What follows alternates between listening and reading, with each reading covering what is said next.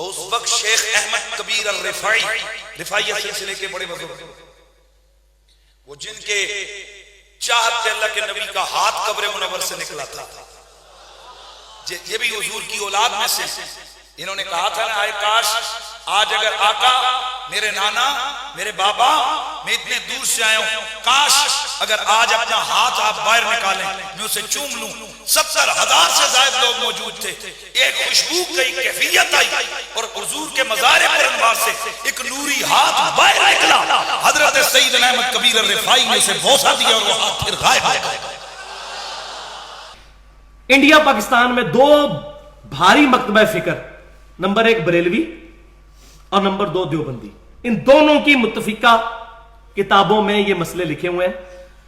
دیوبندیوں کی جو تبلیغی جماعت ہے، اس کا جو تبلیغی نصاب میں ایک چیپٹر ہے جس کا نام ہے فضائل درود اور فضائل حج، ان دونوں کے اندر یہ واقعہ شیخ زکریا صاحب لے کر آئے ہیں۔ فضائل حج واقعہ نمبر 12 صفحہ نمبر 166، اور بریلویوں میں مولانا الیاس قادری صاحب فضائل سنت میں مصافحہ اور معانقہ کی سنتیں اور آداب، اس میں یہ واقعہ لے کے آئے ہیں۔ ان کا کوئی قصور نہیں ہے، یہ جلال الدین سیوطی نے نقل کیا ہے، پیچھے بزرگ نقل کر گئے ہیں، یہ اگلے والے بیچارے ان بزرگوں کو بچا کے اپنا معاملہ خراب کر رہے ہیں۔ وہ کہتے ہیں شیخ احمد رفاعی صاحب 555 ہجری میں نبی صلی اللہ علیہ وسلم کی وفات کے 550 سال کے بعد قبر رسول پر حاضر ہوئے۔ انہوں نے کہا یا رسول اللہ صلی اللہ علیہ وسلم، جب تک میں مصر میں تھا میری روح آستانہ مبارک پہ آتی تھی، اب میں جسم کے ساتھ آیا ہوں، اپنا ہاتھ مبارک باہر نکالیے، میں آپ کے ہاتھ کو بوسہ دینا چاہتا ہوں۔ اب مجھے بتائیں ولیعوذ باللہ تعالی کہ یہ اگر ہر حاجی یہی ڈیمانڈ وہاں شروع کر دیں، کیا کسی صحابی نے ڈیمانڈ کی ہے؟ کسی صحابی نے؟ تو وہ کہتے ہیں 90,000 لوگوں کی موجودگی میں نبی صلی اللہ علیہ وسلم نے اپنا مبارک ہاتھ نکالا قبر مبارک سے باہر، انہوں نے اس کو بوسہ دیا، اور ان 90,000 لوگوں میں شیخ عبد القادر جیلانی رحمۃ اللہ علیہ کا نام بھی ذکر کیا جاتا ہے تاکہ بریلوی بیچارے سہم جائیں۔ یہ میں کہہ رہا ہوں بریکٹ میں، کوئی یار شیخ عبد القادر جیلانی نے نہیں دیکھا، وہ بھائی کدھر دیکھا انہوں نے؟ کوئی ویڈیو بنی ہوئی ہے، فوراً بزرگ کا نام لگا دیا تاکہ بندہ، بھائی میرے جھوٹ کے پاؤں نہیں ہوتے۔ یہ بات کر رہے ہیں 555 ہجری، 8 سے 1000 سال پہلے، 8 سے 100 سال پہلے بھی مسجد نبوی کے اندر 90,000 کا مجمع نہیں آتا تھا، یہ 90,000 کا مجمع، 1000 سال تو بہت دور کی بات ہے، جھوٹ کے پاؤں۔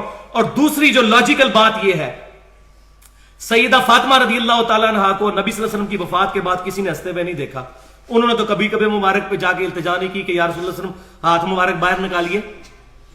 سیدہ عائشہ 47 سال تک اسی مبارک حجرے میں رہی ہیں، 58 ہجری میں فوت ہوئی ہیں، انہوں نے کبھی نبی صلی اللہ علیہ وسلم کے ساتھ ملاقات نہیں کی۔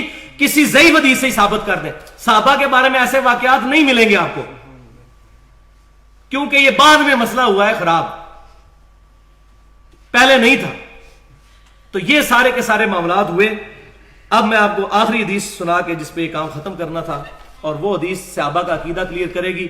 کتاب الاستسقاء چیپٹر انٹرنیشنل نمبرنگ کے مطابق 1010 نمبر حدیث صحیح بخاری میں، حضرت عمر فاروق رضی اللہ تعالیٰ عنہ کے زمانے میں جب قحط پڑ جاتا تو سیدنا عمر فاروق رضی اللہ تعالیٰ عنہ نبی صلی اللہ علیہ وسلم کے چچا عباس بن عبد المطلب کو لاتے اور کہتے اے اللہ، جب تک تیرے رسول صلی اللہ علیہ وسلم ہم میں موجود تھے ہم ان کو بلایا کرتے تھے وسیلے کے طور پر، وہ دعا کرتے تھے، ان کی دعا کی برکت سے بارش نازل ہو جاتی تھی، اب ہم تیرے نبی صلی اللہ علیہ وسلم کے چچا کو لائے ہیں اور وہ چچا دعا کرتے تو بارش ہو جاتی۔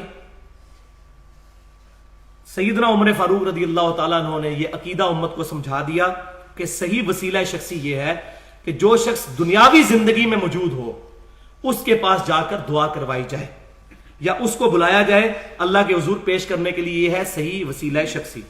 ورنہ سیدنا عمر رضی اللہ تعالیٰ عنہ نبی صلی اللہ علیہ وسلم کی قبر مبارک پہ بھی جا سکتے تھے، جس طرح وہ بعض غلط واقعات مشہور کیے ہوئے ضعیف روایتیں۔ آپ صلی اللہ علیہ وسلم فرمایا علیکم بسنتی و سنت الخلفاء الراشدین المہدیین۔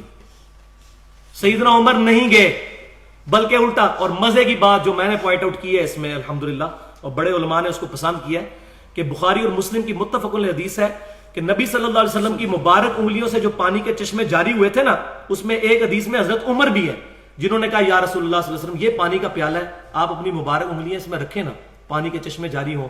تو آپ صلی اللہ علیہ وسلم نے اس مبارک پانی میں انگلیاں رکھی، اپنی انگلیاں مبارک، اور پانی کے چشمے جاری ہوئے، ہزاروں صحابہ نے پانی استعمال کیا، یہ معجزہ۔ اب حضرت عمر تک تو یہ بات بھی تھی کہ آپ صلی اللہ علیہ وسلم کی مبارک انگلیوں سے پانی کے چشمے جاری ہوتے ہیں، شیخ ذکریہ صاحب اور الیاس قادری صاحب جو واقعہ لکھ رہے ہیں، حضرت عمر کو چاہیے تھا قبر رسول پہ جا کے کہتے یا رسول اللہ صلی اللہ علیہ وسلم آپ تو برزخی یاد کے ساتھ زندہ ہیں. بالکل ہے الحمدللہ، لیکن اس زندگی کو انہوں نے یہ زندگی نہیں شمار کیا. تو آپ قبر مبارک سے ہاتھ نکالیے، میں پانی کا پیالہ لے کے آیا ہوں، اس میں رکھ دیجئے تاکہ امت سیراب ہو جائے. ان کو پتا تھا کہ اب ہمارے پروفٹ کے ساتھ ہماری ڈائریکٹ کمیونیکیشن نہیں ہو سکتی، اب وہ اللہ بچائے گا. اسی لیے درود شریف بھی یہاں سے شروع ہوتا ہے، اللہم صلی علی محمد. تو یہ بات سمجھیں.